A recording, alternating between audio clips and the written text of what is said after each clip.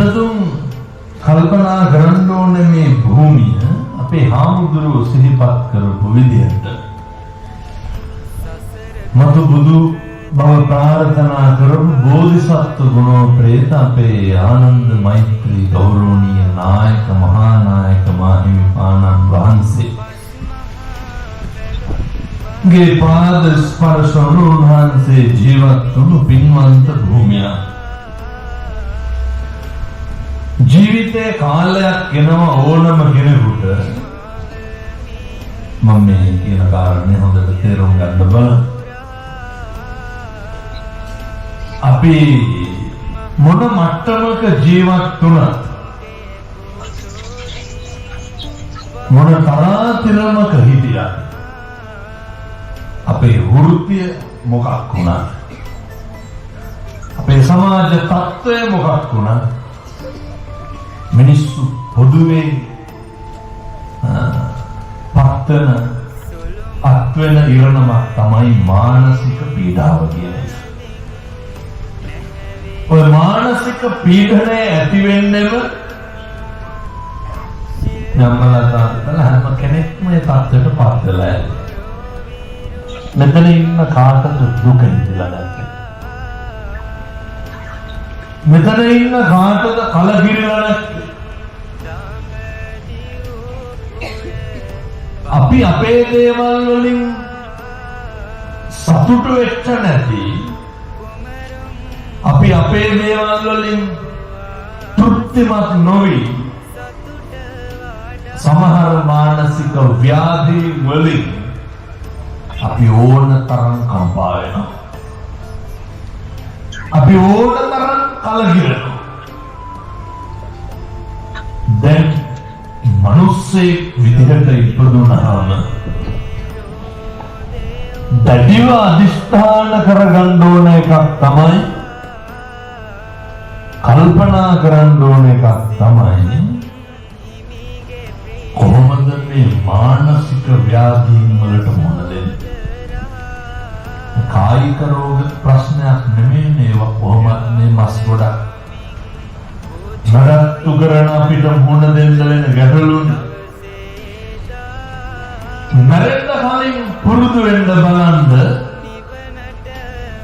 මිනිස්සු වෙලා ඉපදුනේම පින්නතුනේ අපි චතුරාර්ය සත්‍ය හොයාගෙන යන ගමනේ පාරමිතා පුරන්නේ වෙන මොකේද? මේ කාලය තුල තමයි ඔය ව්‍යාධි මානසික ඇති වෙන්නේ.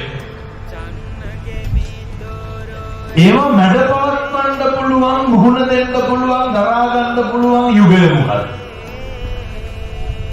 මනුෂ්‍යාත්ම භාවය විතරයි. දැන් මෙන්න මේ කාරණේ නිසා දුක හිතුනේ කියලා හිතන්න පුළුවන්. අපිට දැන් හිතන්න බැරිද? ඒ දුකටපත් වෙච්ච කාරණේ ස්වභාවය බලලා ඒක පොඩ්ඩක් අර පෙරලා ගන්න බැරිද? පුරුදු වෙන්න මේ ලෝකේ හැම එකක්ම ඇඟට ගන්න එපා. අර ක්‍රෝස භාරද්වාජ සූත්‍ර දේශනාව තුල බුදුහාමුදුරුවෝ දේශනා කරන්නේ මොකක්ද? අපි හරියට පුරුදු වෙලා ඉන්නවා ඔය අපිට අදාළම නැති වූ ඇඟට දාගන්න අපි. අපිට පීඩාවකට දුකකට පත් වෙන්න කිසිම අපේ ප්‍රශ්නයක් නැහැ නේද? අපෙන් වෙච්ච වරද්දකට, අපෙන් වෙච්ච ගැටලුවකට අපි පීඩාවට පත් වෙනවා. කලකිරෙනවා නම් කලකිරෙන්නේ අපෙන් වෙච්ච අතපසුවීමකටද අනෙකමින් වෙච්ච අතපසුවීමකටද? පින්නතුනේ 70%ක් විතර අපි දුක් වෙන්නේ අනුන් අතින් වෙච්ච දේවල් වලට. මරණ කලින් පුරුදු වෙන්න ඕන එකක් තමයි මෙවැනි හෙට ඉඳන් බලන්න ඕන නැත්නම් කාලයක් නැහැ. ඒකයි මම මේ කියන්නේ. හරි මට මරන්න පුළුවන්. මනස සකස් කරගන්න පුළුවන් යුගය තමයි මේ යුගය. අර මොකක් හරි දෙයක් වුණාම ඒක ටිකක් පෙරලා ගන්න බලන්න.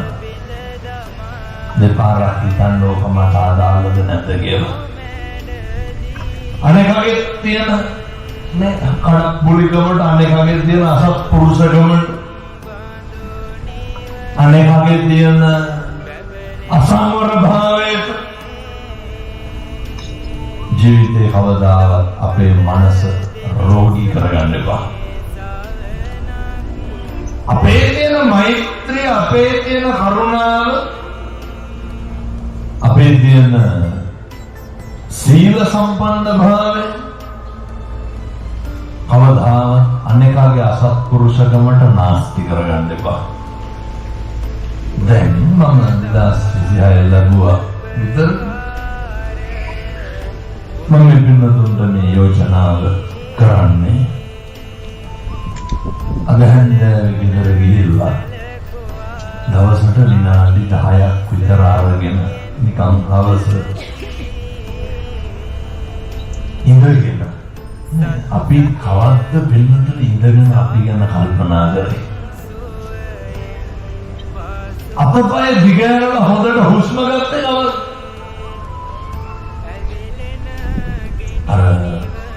අර හොඳට පෙනහළු පිරෙන්න හුස්මවත් ගන්න. මේ හැල්මේ දුවන මේ ජීවිතය වෙනතුනේ දවසට විනාඩි 10ක් විතර අපි ගැන හිතන්න යොමු කරගන්න. මගේ ආධ්‍යාත්මික ශික්ෂණය ගැන හිතන්න.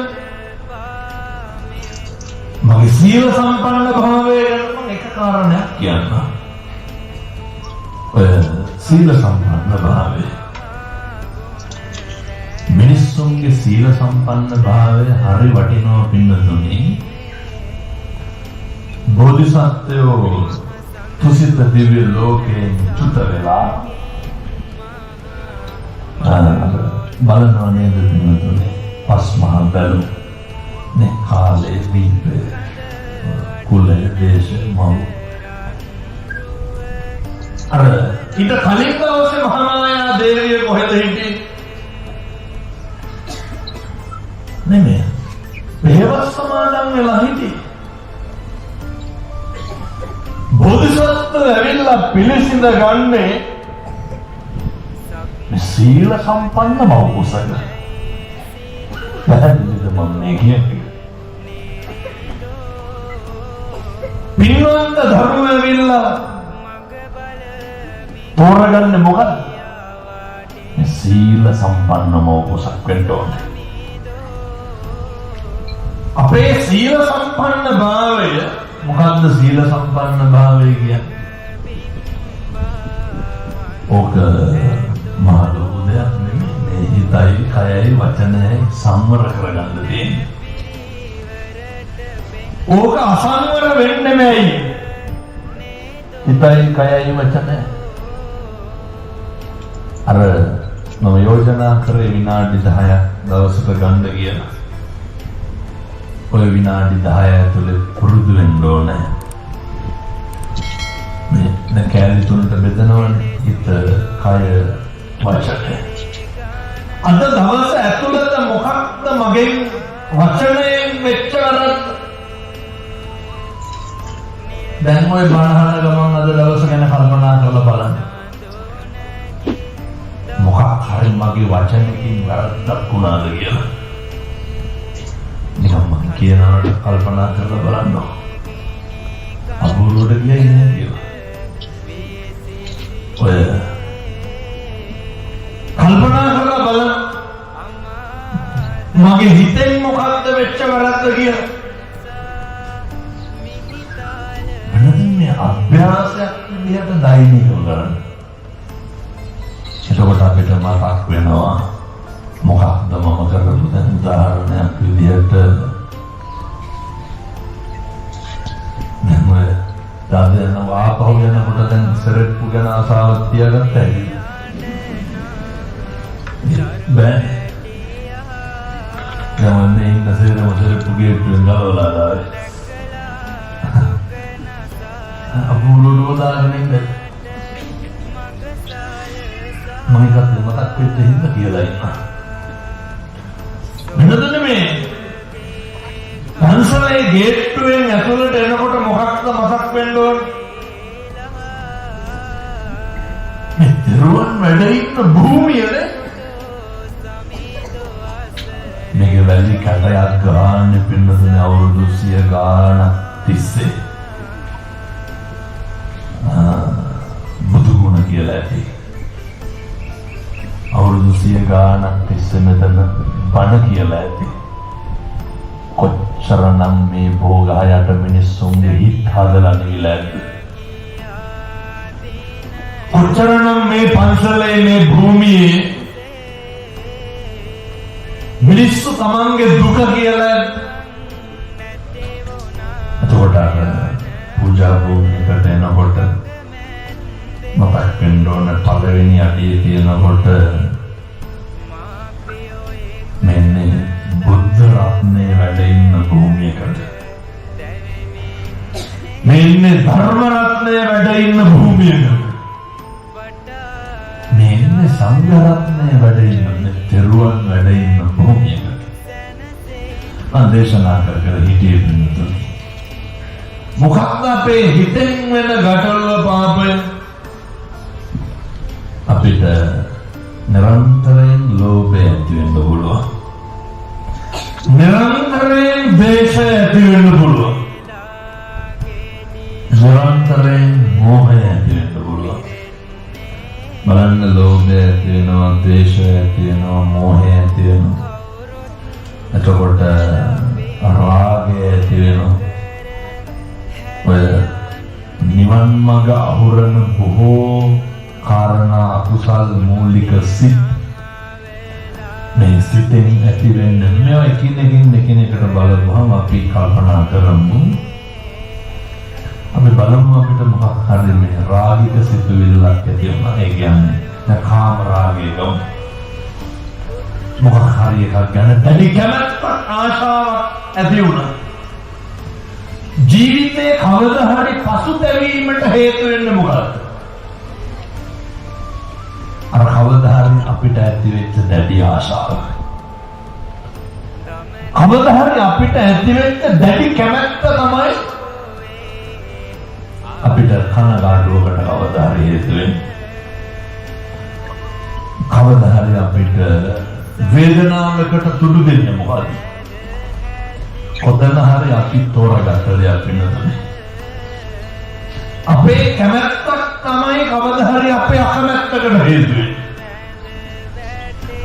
මේක තමයි මේකේ ඇති.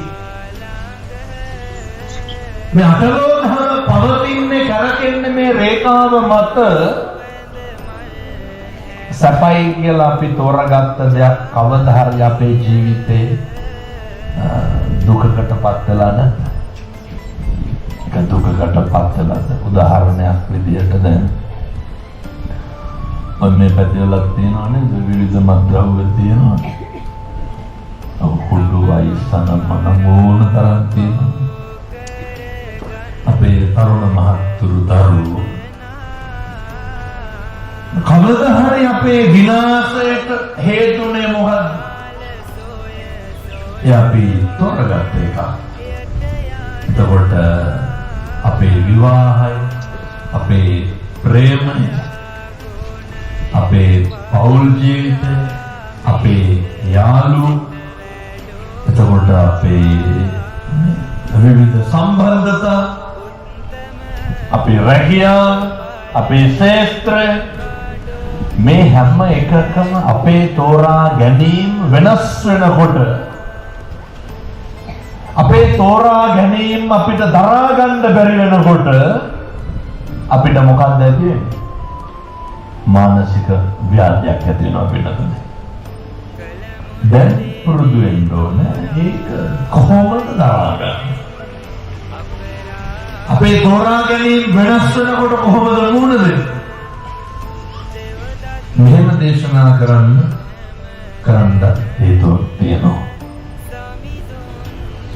භාග්‍යවතුන් වහන්සේ මරණානුස්සති කමඨහන් දේශනාවේ පැහැදිලි කරනවා කරුණු 7ක් විතර උන්වහන්සේ උගන්වනවානේ. එන්නතුනේ කරුණු 7ම මම මගේ දෑහැට දැකලා තියෙනවා. මේ පැත්තේ පින්නතුන්ට නම් ජීවිතයේ යථාර්ථයේ තේරුම් ගන්න මම යෝජනා කරනවා කොහෙවත් යන්න ඕනේ නැහැ. කැන්සර් හොස්පිටල් එකම මදිද වෙන මොකවත් ඕනද? අපේ තියෙන කට, අපේ තියෙන නම්බුකාරකම, අපේ තියෙන ගණන්කාරකම, අපේ තියෙන මාන්නකාරකම, සල්ලිකාරකම, බල පුළුවන්කාරකම, මේ හැම එකක්ම අපි ව්‍යාධියටපත් වුණාම අපෙන් නැතිලා යනවා. මම අපේ කුලියා පිටියේ අපේ හාමුදුරු කෙනෙක්ගේ තාත්තා කෙනෙකුට පිළ කියන්න ගියා. අර දැකලා තියෙනවනේ අර දියවැඩියාව හැදුනහම කකුලේ තුවාල හොඳ වෙන්නේ නැහැ. වාට්ටුවට ගියාට පස්සේ පුත්තලේ රෝහලේ අර උදේට අර තුවාල ගලවනවනේ දොස්තරට බලන්න. එන්නතුනේ ගලවලා නිකන් උඩින් රෝස් කෑල්ලක් තියලා තිබ්බා. පස්සේ මට කතා කරාද ප්‍රධාන හෙද මිලධාරීතුමා හාමුදුරුවනේ එන්න මේක බලන්න පුළුවන් නම් මිනිස්සුන්ට බණට ගිහින් කියන්න. යමක් කමක් තියෙන මනුස්සයෙක්. එන්නතුනේ අර විලුඹේ තුවාලයක් තියෙනවා. ලොකු පුළුන් කෑල්ලක් අරගෙන විලුඹට තියෙන පොඩ්ඩක් තද කරා. පණුව 7-8ක් විතර විලුඹෙන් එළියට ආවා. ජීවිතය අපේ හැටි. අර ඕන තරම් ඉන්නවා මං කියන්නේ. මෙහෙම මැරෙන්න තියෙන අපි මොකක්ද පිරිමහන්න තියෙන එදිරිවාදීක? මෙහෙම මැරෙන්න තියෙන අපි මොකක්ද පිරිමහන්න තියෙන වෛරක්කාරකම?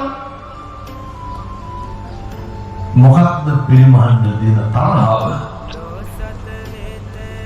මොකක්ද කියමු බලන්න මොනවාද අපිට මේක බේරගන්න තියෙන්නේ? පුරුදු වෙන්න.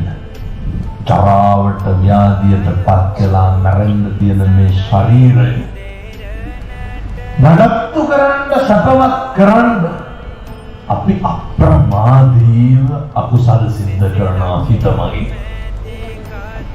කායිකව නම් ඔය වචනයෙන් සිද්ධ කරන ඒවා බොහොම අඩු ඇති. අපි පුපුරන්නේ පුපුරනවා. අපි නේද මුදිතාව කියන එක මරන්න කලින් හදා ගන්න ඕනේ. ඒ කියන්නේ දැන් මෙතන බැලියගේ මුදිතාව තියනවද නැද්ද කියලා. ඒ කියන්නේ කාට හරි මොකක් හරි ලැබෙනකොට සතුටු වෙනවද අසතුටු වෙනවද කියන්නේ. දැන් ඔය රටයින් 15ක් විතර ඇවිල්ලා හිටගත්තොත් මොකද වෙන්නේ? නේද? මුදිතාව ඇති වෙනවා. හරි ඉක්මනට අපේ මනස ව්‍යාධියටපත් වෙනවා.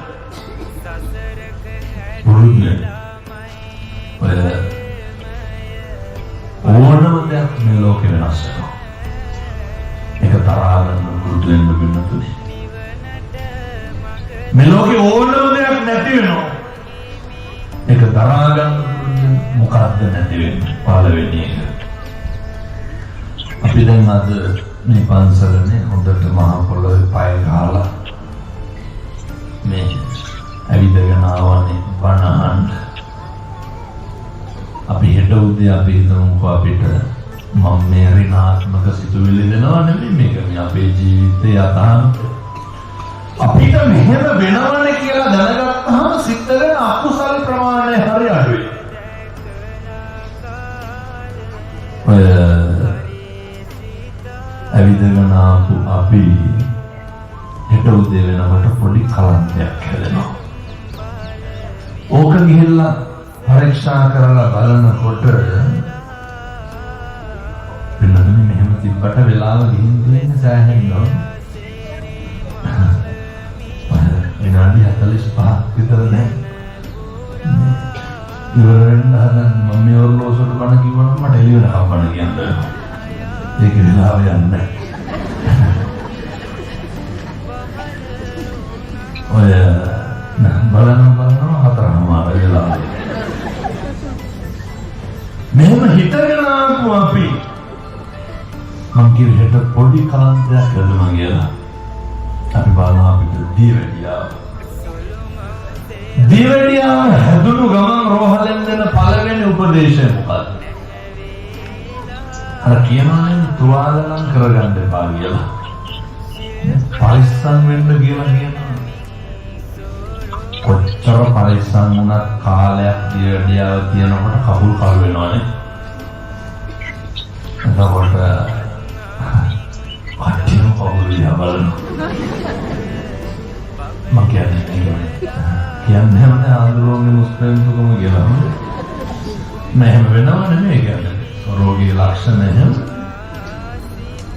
මම දැකලා තියෙනවා බේත් ගන්න ගිහින් මම ෆොටෝ එහෙම ගහලා තියෙනවා මෙහෙම වෙලා තියෙනවා නම් වෛද්‍යවරුන්ට පෙන්වන්න කියලා. අර හැම මැරෙනවා වගේ එකක් වෙනවා මම දන්නේ නැහැ ඒක. නමුත් මේ පැත්තටපත් වුණාම අපි ටිකක් පරිස්සම්. අර නේ සරේ පුදාගෙන ඉන්නවා නිතර. අර වෙනදා තිබ්බ මානසික නිදහස තියෙනවා. නේ වෙනදා තිබ්බ හිතේ සැනසීම තියෙනවා. අපි හිතමු දැන් හොඳට අරක්කු බොන කෙනෙක් කියමු. අර දීවැඩියාව හැදෙන්න කලින් චිල්ලකින් බොනවා. ඒ කියන්නේ හරි සතුටින් හිතේ නිදහසෙන් බොනවා. දීවැඩියාව හැදුනට පස්සේ අර තියෙන ඇබ්බැහිය නවත්ත ගන්න බෑ. නමුත් හැදුනත් මොනවා කියලාද පොඩි අහුරුවට කියන්නේ මැරලා යන ටිකට කියලා. මම උපදෙස් දෙන්න ගිහලා අහලා මම කියන්නේ හොඳයි. අහුරුවට කියන කොහොමද මැරෙනවලු? ඒ කොහොමද මැරෙන එක නෙමෙයි හපන්න මෙන්න මේ විදිහට මැරෙන්න ගත්තාම තමයි තේරෙන්නේ. ඔයදින් අත පුරුදු නවත්ත ගන්න ඕනේ. ඊට පස්සේ මානසිකව ව්‍යාධියටපත් වෙනවා මානසිකව විඳවන්න පටන් ගන්නවා. අන්න ක්‍රමක්‍රමයෙන් කාලය ගෙවමින් යනකොට අපි හිතමු මම මේ කරුණේ හතම දැකලා තියෙනවා. අපේ ඇති වෙනවා වෙනතු යටිපතුලේ බොහොම පුංචි තුවාලයක්. බොහොම පොඩි තුවාලයක්. දැන් අපිට පුළුවන් දරා අද ආවා වගේ ඇවිදගෙන ඉන්න පුළුවන්. ඇවිදගෙන ඉන්න බෑ. ගෙදරක සද්දයක් බද්දයක් කැහුනහම ගෙදරක හෝ වේවා අපි ඉන්න තැන හෝ වේවා සාමාන්‍යයෙන් ඉස්සරලම අර ගෙදර ප්‍රධානියා එක්ක තාත්තා එක්ක අම්මා නේද බලන්නේ මොකක්ද ඒ සද්දේ කියලා. දැන් අපිට පුළුවන් ද අපේ කකුල වැදලා තියෙනකොට අර විදිහට නැගිටලා යන්න අපිට යන්න බැහැ. අපිට අපහසුයි. මානසිකව වැඩෙන්න ගන්නවා අපිට. ව්‍යාධිය ඇති වෙනවා මානසිකව රෝගී වෙනවා. එතකොට කොහෙන්ද අර තිබ්බ සල්ලි? කොහෙන්ද අර තිබ්බ හිතිය දරුවෝ? කොයිදිය ස්වාමියා කොයිදිය යාළු? එකින් එකට හිතන්න ඕනේ. මම මේ දේශනා කරන්නේ කාට වෙන දේවල්ද? වෙනතුනේ මේ ඇට කටු ගොඩක් තියෙන ඇට මිදුළු ලේ මස් නහර මේ සේරම පැක් කරලා හමකින් පැක් කරලා තියෙන 90ක් රෝග 90ක් ව්‍යාධීන්ගෙන් ගන්න මේ කරජකය මේ මාංශකය නඩත්තු කරන අපි වෙනතුනේ මේවා ගැන අනවබෝධයෙන් කරගන්න පව් ගොඩවල් මේවා ගැන අනවබෝධයෙන් කරගන්න අකුසල ඊළඟ අධ්‍යයනයේදී අපිට සිද්ධ වෙනවා මම අර පිරිත් කියන්න ගියපු තාත්තගේ එතුමා පත් වෙලා හිටිය 4 වෙනි අවස්ථාවට වාගේ පින්නුනේ කකුල් දෙකම කපලා දාලා තිබ්බේ. කකුල් දෙකම කපලා දාලා. හොඳට සල්ලි තියෙනවා දුරව සලකනවා බලනවා ගැටලුවක් නෑ. පින්නුනේ අර මුත්‍රා බටයක් දාන එකේ ඉඳන් මම කියන්නේ ඇඟ ලෙඩ වුණාට පස්සේ පුදුම විදිහට මානසිකව විඳවනවා. එතකොට සැනසෙන්න කිසි දෙයක් නැහැ පින්නදොට. හොඳට තේරුම් ගන්න ඕන මම මේ කියන්නේ. සැනසෙන්න මේ ලෝකේ අපි හොඳයි කියලා කියපු අපි කැමති කියලා භෞතිකයේ තුල නඩත්තු කරමු. බුදුන් වහන්සේ උගන්වන්නේ අර උත්තාමත්ති ධනම්මත්ති අහලත් කියවන තරමෝ ඉතිබාලෝ යන්නති අත්තායත්තනෝ නැති. ගොඩක් දෙනෙකුට තියෙන ජීවත් වෙලා ඉන්නකොට මානසික ව්‍යාධීන් ඇති වෙන්නේ අර මම දේශනා කරේ අනේකගේ වෙනස් වීම මත. ඒක නෙමෙයි පින්නතුනේ ප්‍රශ්නේ. ඒක නෙමෙයි ගැටලුව. මොකද්ද ගැටලුව? ජීවිතේ අපි අන්ත අසරණ වෙන්නේ අපිට නැති වුණා. ජීවිතේ අපි අන්ත අසරණ වෙන්නේ අපිට මොකවත් කර ගියා ගන්න බැරි වුණා. ඕනතරම් ලෙඩුන්ට පිළිත් කියලා තියෙනවා පින්නතුනේ ඒ අත්ත මේවා කියලා තියෙනවා. අත්තායතනෝ නැති අපිට අපිවත් නැති වෙනවා.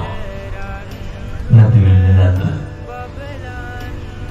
කවුද දන්නේ දැන් මම මේ ධර්මාසනයට හොඳට හිතගෙන ආවන්නේ? කවුද දන්නේ පින්නතුනේ මේකෙන් කොහොම බහින්න වෙයිද කියලා? කවුද දන්නේ ආපු අපිට හිතපු විදිහට යන්න වෙයිද නැයින්ද වෙයිද කියලා? එක තප්පරයක මිශ්‍රණ ජීවිත මේවා.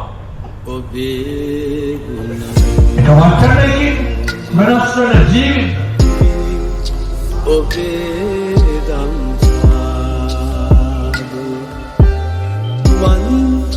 one